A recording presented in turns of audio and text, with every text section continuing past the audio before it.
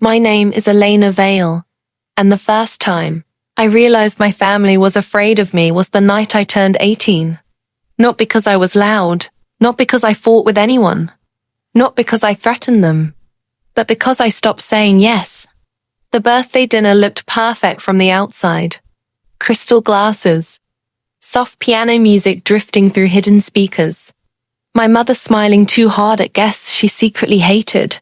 My father standing near the fireplace, with the posture of a man who believed expensive watches could replace kindness. Everyone kept calling me lucky. Lucky to inherit my grandmother's estate. Lucky to have such a successful family. Lucky to grow up surrounded by wealth. Nobody knew that for most of my childhood, I lived like a guest inside my own home. My father controlled every conversation. My mother controlled appearances. And my uncle Raymond controlled fear. He never yelled. That would have been easier. Instead, he smiled while ruining people. He smiled when he pressured neighbors into selling property. He smiled when employees cried in his office. And he smiled at me all through dinner that night. That terrified me more than shouting ever could. At exactly 9:12 p.m., my father touched my shoulder. Come with me for a minute. His voice sounded casual, but I recognized the tension underneath it. I followed him through the hallway toward my grandfather's old office. The room still smelled faintly like cedar and old paper. My grandfather had been dead for almost 2 years, but his presence lingered everywhere. The office was the only room nobody redecorated, probably because nobody could agree on who deserved it. My father closed the door behind us. Uncle Raymond stood beside the desk holding a leather folder. That was my first warning. The second was the way both men avoided looking directly at me. Sweetheart, my father said carefully, your uncle just needs a few signatures tonight. Nothing complicated. I looked at the folder. What kind of signatures? Just family paperwork. That answer irritated me instantly. My grandfather used to say that honest people explain things clearly the first time. Dishonest people used vague words and hoped. You felt too uncomfortable to ask questions. I crossed my arms.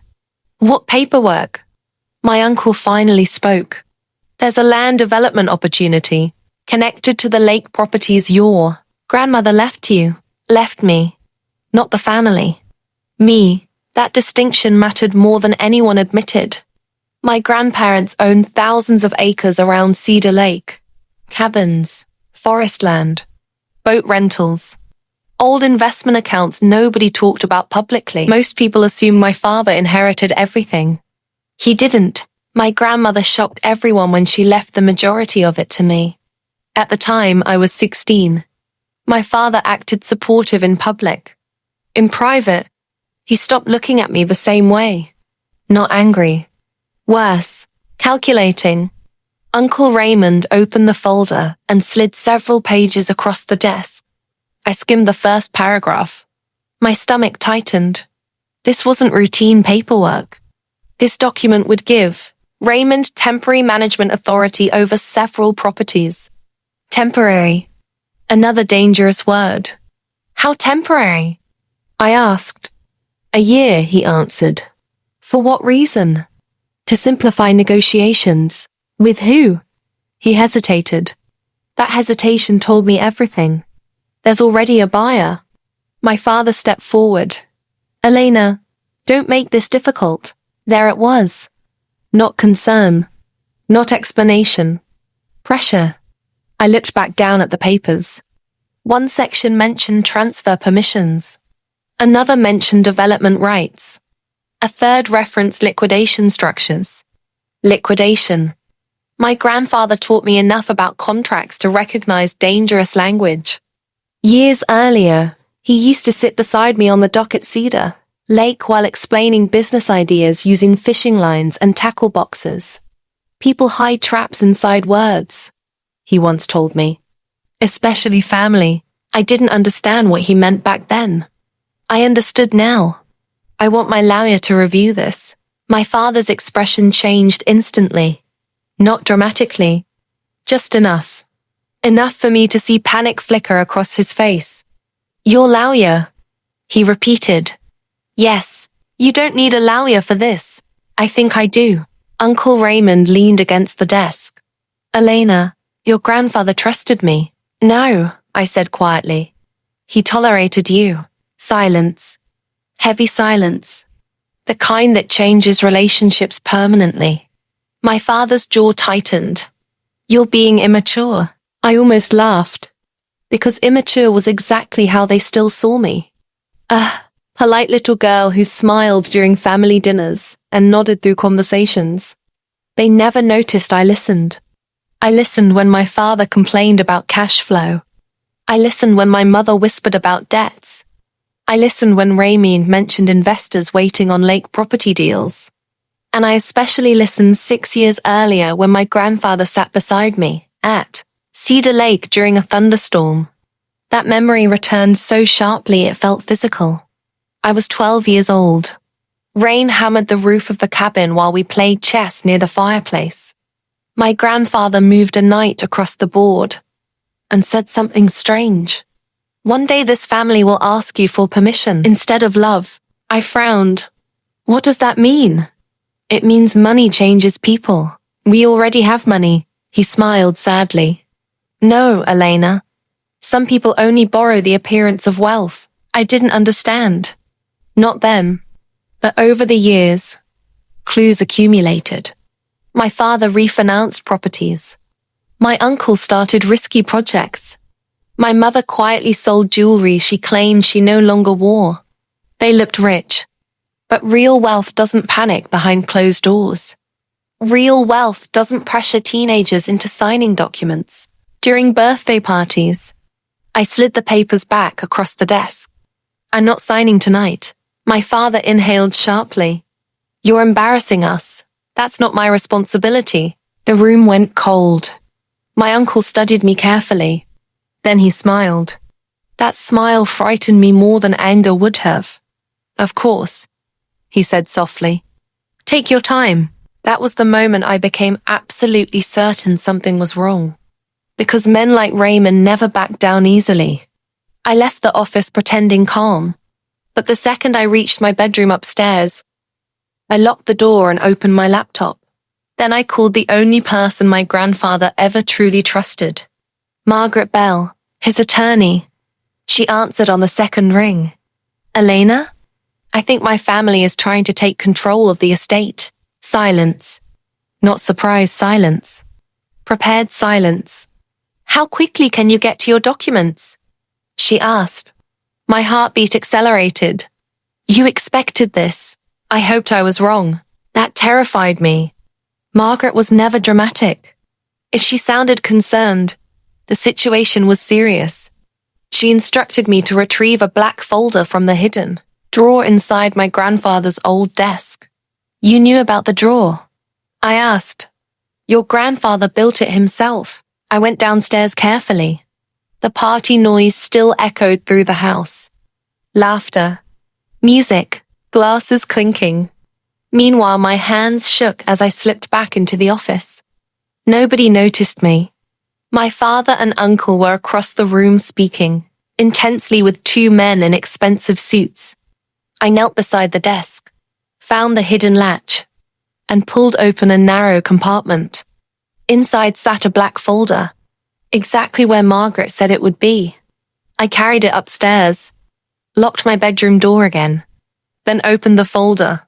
Inside were account records, trust documents, property maps, handwritten notes from my grandfather, and one sealed envelope with my name written across the front. My chest tightened. I opened it carefully. The letter inside was dated 11 months before his death. Elena, if you are reading this, it means two things. First, I am gone. Second, your father and Raymond have finally become desperate. Do not sign anything quickly. Do not trust verbal promises. And most importantly, remember this, ownership matters less than control. There are protections already prepared for you. Margaret knows how to activate them. I wanted to believe your father would choose family over greed. But I have watched weak men worship money my entire life. Please be smarter than they are. I stared at the letter for a long time. Then I called Margaret back. What protections? An irrevocable trust structure, she answered. Your grandfather authorized it years ago, but delayed activation unless necessary. Necessary. That word settled heavily inside my chest. If we activate it, Margaret continued, the estate becomes legally protected from external management attempts, unauthorized liquidation, and family transfer pressure. How long does it take? Less than an hour if you approve it tonight. I looked toward the hallway outside my bedroom. I could hear footsteps downstairs. My father laughing too loudly. Uncle Raymond speaking confidently. They already believed they were close to winning. Yes, I whispered. Activate it. For the next 40 minutes, Margaret guided me through documents, verification codes, account confirmations, and digital authorization procedures. By 11:03 p.m., everything changed. The properties, the cabins, the investment accounts, the lake businesses. Everything transferred into a protected trust structure requiring independent legal oversight. No family member could sell anything. No one could leverage assets. No emergency signatures. No manipulation. No pressure. And most importantly, no Uncle Raymond. I barely slept that night. At 7:14 the next morning, someone pounded on my bedroom door. Not knocked. Pounded. Elena, my father shouted. I opened the door slowly. His face looked pale. Behind him stood my mother, terrified. And downstairs I could hear Raymond yelling. What did you do? My father demanded. I stayed calm. What are you talking about? The estate accounts are frozen. No, I corrected quietly. Protected. My mother stepped forward. You moved the assets. I secured them.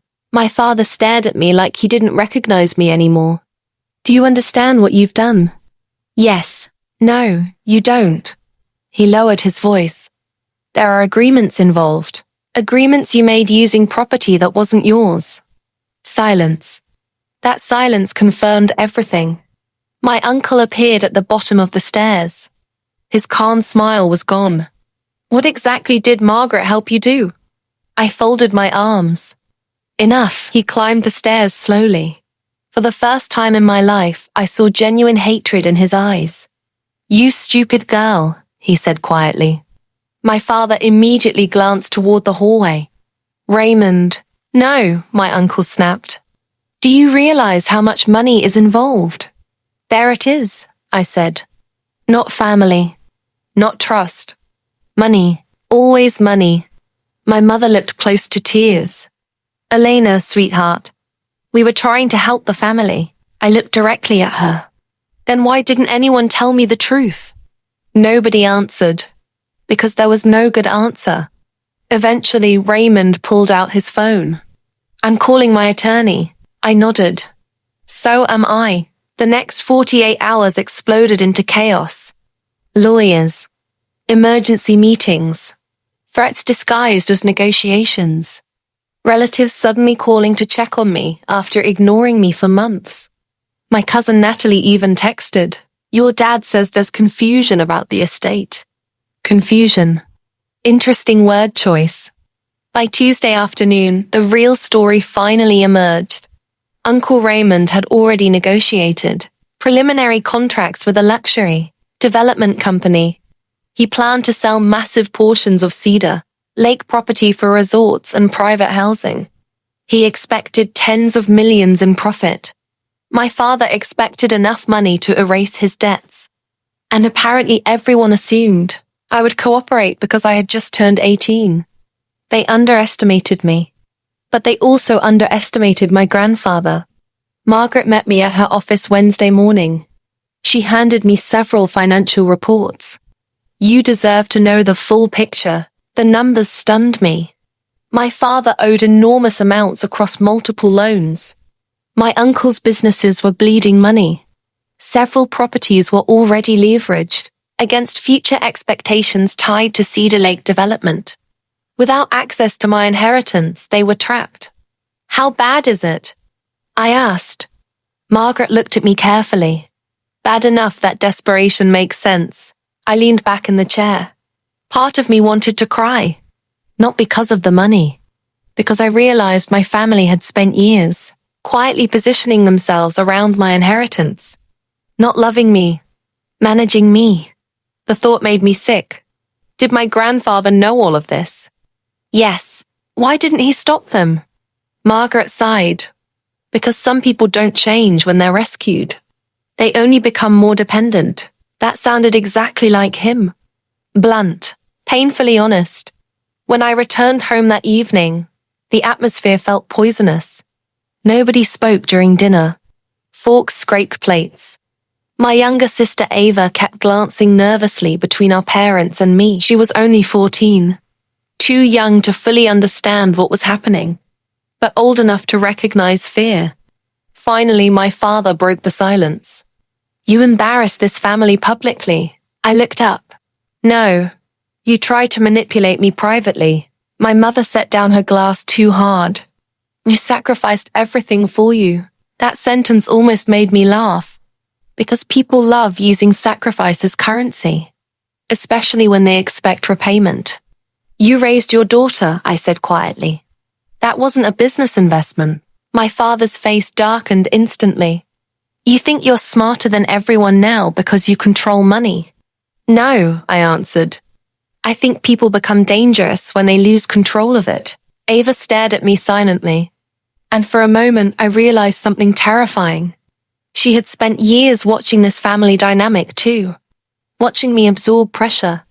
Watching our parents manipulate conversations. Watching Uncle Raymond dominate rooms. Children notice more than adults realize. That night, Ava knocked quietly on my bedroom door. Can I come in? I nodded. She sat beside me on the bed. Are Mom and Dad in trouble? I chose my words carefully. They made risky choices. Because of the lake? Yes. She looked down at her hands. I heard Uncle Raymond say they needed you to cooperate. The word cooperate again. Not ask. Not discuss. Cooperate. As if my inheritance already belonged to them. Ava swallowed hard. Dad said you're selfish now. That hurt more than I expected. But I forced myself to stay calm. What do you think? She hesitated. Then quietly said, I think they're scared. Children really do notice everything. Over the next 2 weeks, the situation worsened. My father's creditors became aggressive. One of Raymond's projects collapsed. Rumors spread through our town. People whispered during charity events. Suddenly, my family's perfect image started cracking. And once cracks appear, people begin looking closer. That was when another secret surfaced. My grandfather had recorded meetings. Dozens of them. Business discussions. Private conversations. Negotiations. Margaret discovered the files inside a secure archive connected to the estate. One recording changed everything. It captured a conversation between my grandfather, my father, and Raymond 3 months before his death. I listened from Margaret's office. The audio quality sounded rough, but the voices were unmistakable. Raymond spoke first. You can't leave the properties to Elena, my grandfather answered calmly. I already did. She's a child. She's observant, my father interrupted. You're punishing us. No. My grandfather said quietly. I'm protecting what remains. Then came the sentence that changed how I viewed my father forever. If Elena controls the estate, my father said, we'll eventually control Elena. Silence filled Margaret's office after the recording ended. I couldn't breathe properly. Not because I was surprised. Because hearing manipulation spoken aloud destroys the last possibility of denial. Margaret looked at me carefully. You don't need to listen to the rest today, but I did. I listened to all of it. Every discussion. Every financial calculation. Every casual reference to my future as if I were an obstacle instead of a person. By the end, something inside me changed permanently. Not hatred, clarity. A week later, my father requested a private conversation. We met on the back porch overlooking the lake. The same porch where he once taught me how to skip stones. The same porch where my grandfather used to drink coffee every sunrise. My father looked exhausted. Older, smaller somehow. "I know you're angry," he began. "I'm disappointed. That recording Margaret found. I heard it." His shoulders lowered. He stared out toward the water. "You don't understand the pressure. Then explain it honestly." He laughed bitterly. "You think honesty fixes debt?" "No, but lies destroy families." For a long moment, neither of us spoke. Then he finally admitted the truth. Years of failed investments, hidden loans, desperate refinancing, bad partnerships, image maintenance. My father spent most of his life pretending success instead of building stability. And Uncle Raymond encouraged every reckless decision. Because reckless people are easier to manipulate. "I thought the development deal would solve everything," my father whispered. "At my expense, at everyone's benefit." I shook my head. "That's the problem. You still hear yourself as reasonable." He looked genuinely hurt by that. But truth often hurts people who spent years avoiding it. "I'm still your father." "Yes," I said quietly. "But you stopped protecting me a long time ago." His eyes filled with something complicated. Regret maybe. Or humiliation. Possibly both. "I don't know how to fix this." I looked toward Cedar Lake. The water reflected evening sunlight in soft gold patterns. My grandfather loved this view. He used to say the lake remembered every version of people. The honest version. The desperate version. The greedy version. The broken version. Maybe that's why he left everything to me. Not because I was special. Because I paid attention. "You start by telling the truth," I said. My father nodded slowly. Then for the first time in years, he actually did. Publicly. Within a month, several business arrangements were dissolved. Properties were sold properly. Debts became public. Raymond lost investors. My parents downsized dramatically.